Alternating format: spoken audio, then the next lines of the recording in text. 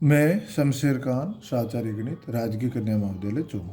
अपन पढ़ रहे हैं गति विज्ञान। गति विज्ञान में अपन पढ़ रहे हैं कोणीय वेग तथा त्वरण। सबसे पहले अपन इस डायग्राम पे विचार करते हैं। OX क्या है? OX क्या है? अपनी प्रारंभिक रेखा। कोई कण बिंदु A से अपनी गति प्रारंभ करता है। गति करते हुए समय t पर वो कहाँ पहुँचता है? बिंदु P पर पहुंचता है। और समय t प्लस डेल टी पे वो बिंदु Q पर पहुंचता है। ठीक है। तो और बिंदु P के निर्देशांक यदि अपन r थीटा लें तो ये दूरी OP क्या होगी? r। और ये कोण जो ध्रुवांतर रेखा OP प्रारंभिक रेखा के साथ बनाती है वो होगा थीटा। और बिंदु Q के निर्देशांक अपन ले लेते हैं r प्लस डेल्टा r और थीटा प्लस डेल्टा थीटा। क्यों? क्योंकि ये बिंदु P और Q को बहुत नज़दीक अपन लेते हैं, पास पास लेते हैं। और ये कोण जो है OP और OQ के मध्य कोण डेल्टा थीटा होगा। और r प्लस डेल्टा r ये दूरी क्या होगी? OQ दूरी r प्लस डेल्टा r होगी। ठीक है।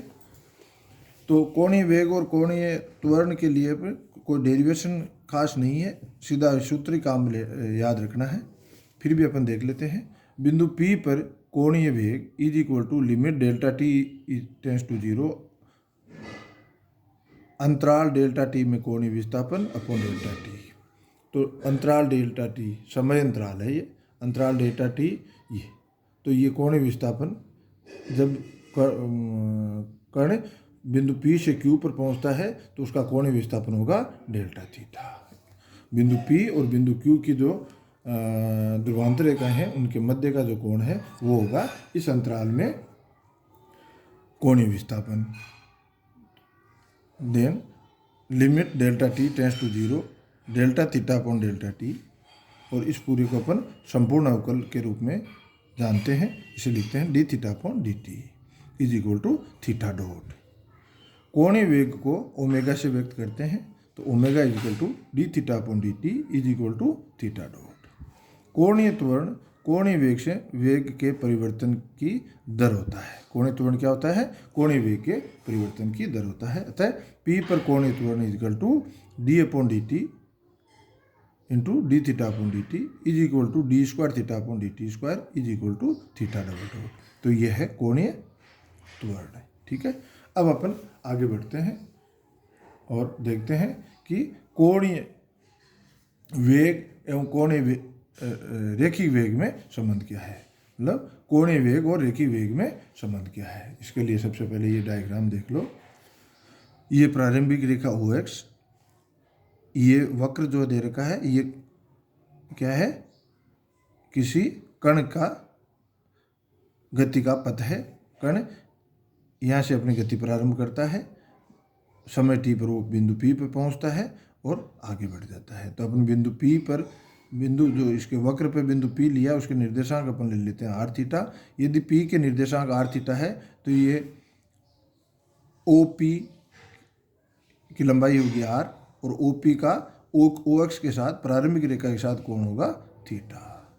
अब बिंदु P पर अपन स्पर्शरेखा खींचे तो ये जो स्पर्शरेखा है ये वेग v की दिशा होगी। इस स्पर्शरेखा के अनुदिश वेग v की दिशा होगी। ठीक है। स्पर्शरेखा को अपन ने आगे बढ़ा दिया और इस स्पर्शरेखा पे एक लंब डाल दिया बिंदु O से OT और इस लंब की लंबाई अपन ले लेते हैं स्मॉल p। ठीक है। अब अपन आगे बढ़ते हैं तो मैंने लिखा है माना एक कण बिंदु P r थीटा पर, माना एक कण का बिंदु P r थीटा पर रेखिक वेग v है। बिंदु P पर रेखिक वेग v है जिसकी दिशा P पर वक्र की स्पर्शरेखा के अनुदिश होगी। मैंने पहले भी बता दिया आपको। अब स्पष्टतः बिंदु P पर कण का कोणीय वेग D theta upon d T है। माना ध्रुव O से P पर खींची गई स्पर्शरेखा PT पर बिंदु O से P पर खींची गई स्पर्शरेखा PT पर लंब की लंबाई P है तथा ध्रुवांतर रेखा OP और स्पर्शरेखा OT स्पर्शरेखा PT के मध्य कोण अपन ने ले लिया फाई, मध्य कोण फाई है। ठीक है। अब कोणीय वेग is equal to d theta upon d t is equal to d theta upon d s upon d t अपन ने लिख दिया, is equal to 1 upon r into r d theta upon d theta upon d s ऊपर नीचे r का गुणा कर दिया into d s upon d t, और d theta upon d s is equal to होता है साइन फाई। ये देखो आप ये डायग्राम अपने दिमाग में रखो, ये याद कर लो कि कोण फाई, ये दूरी डी आर, ये आधार है, ये लंब are d theta upon d S, और ये कारण डी एस।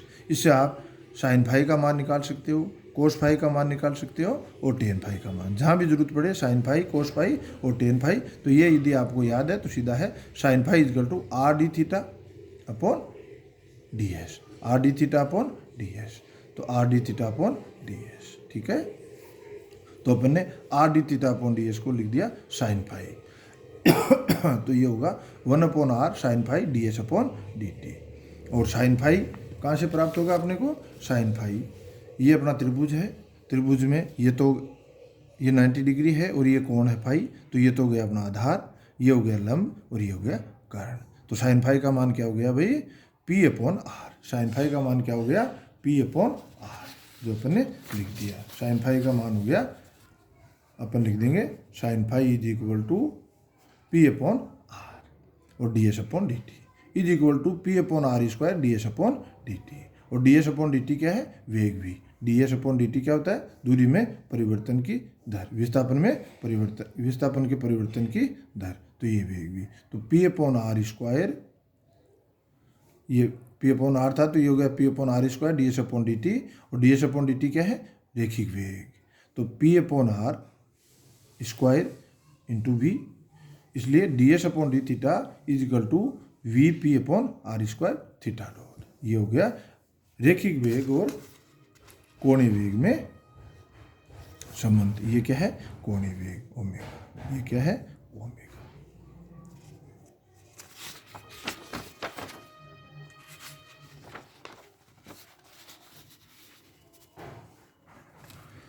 अब अपन देखते हैं अरीय वेग, अरीय व अनुप्रस्थ वेग, अरीय एवं अनुप्रस्थ वेग।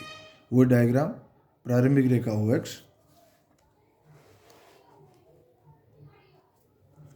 प्रारंभिक रेखा OX, ये वक्र, जिस वक्र पे अपना कण गति कर रहा है। ठीक है। और इस वक्र पे वो बिंदु P पर पहुंचता है समय t पर, समय t पर वो बिंदु P पर पहुंचता है। उसे बिंदु P ले लिया, P के निर्देशांक r थीटा ले लिया, तो OP इक्वल टू r होगा और ये कोण होगा थीटा। इसके फिर वो डेल्टा t समय में, delta t plus delta t समय पर वो क्या कहाँ पहुँचेगा, बिंदु Q पर पहुँचेगा, ये दूरी तय करेगा। ठीक है। तो बिंदु Q के निर्देशांक अपन यदि ले लें r plus delta r, theta plus delta theta, तो OQ तो होगा r प्लस डेल्टा r, और ये कोण होगा डेल्टा थीटा। ठीक है। और बिंदु P पर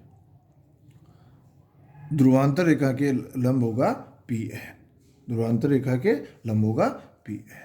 ठीक है। अब सबसे पहले तो अरीय व अनुप्रस्थ वेग किसे कहते हैं वो देख लेते हैं। जब कोई कण किसी वक्र के अनुदिश गतिमान हो तो किसी भी बिंदु पर ध्रुवांतर रेखा एवं ध्रुवांतर रेखा,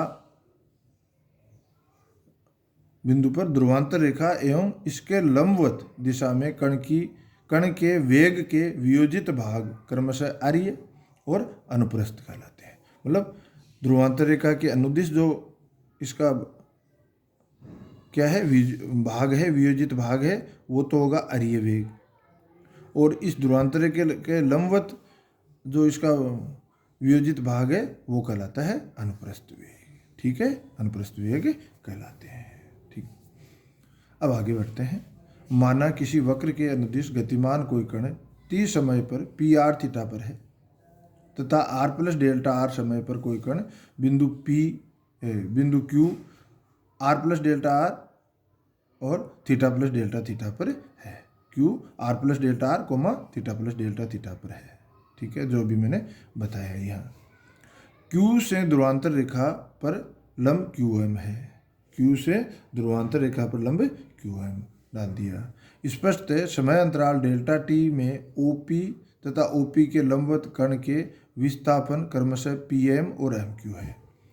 डेल्टा टी समय बाद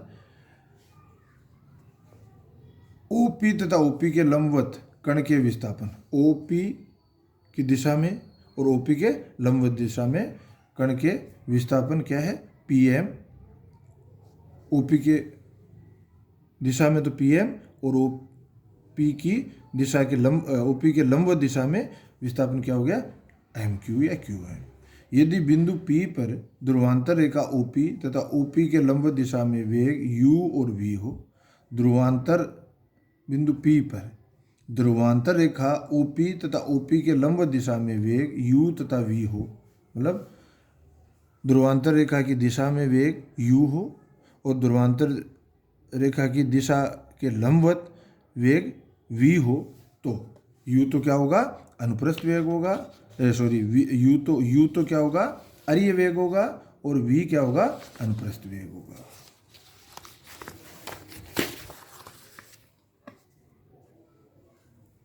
तो अरीय वेग क्या होगा? U is equal to dr/dt r dot. अनुप्रस्थ वेग होगा V is equal to r d theta upon dt is equal to r theta dot. ये सीधे याद रख लो। P का परिणामी वेग क्या होगा? V is equal to under r dot का square plus r theta dot का स्क्वायर। यदि वेग V की दिशा OP के साथ एल्फा कोण बनाती है, वेग V की दिशा कौन से वेग की? परिणामी वेग। जब वेग की अपन बात करें साधारण, मतलब वेग, केवल वेग ही शब्द काम में लें, इसका मतलब वो है परिणामी वेग। तो वेग V की दिशा OP के साथ एल्फा कोण बनाती है, तो tan alpha is equal to r theta dot upon r dot या r d theta upon dr।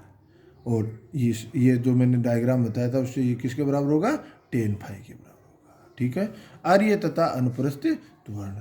अरीय त्वरण is equal to d square r upon dt square minus r d theta upon dt का whole square. ये सीधे आप लोगों को याद रखने हैं। अनुप्रस्थ त्वरण is equal to 1 upon r d upon dt r square theta dot.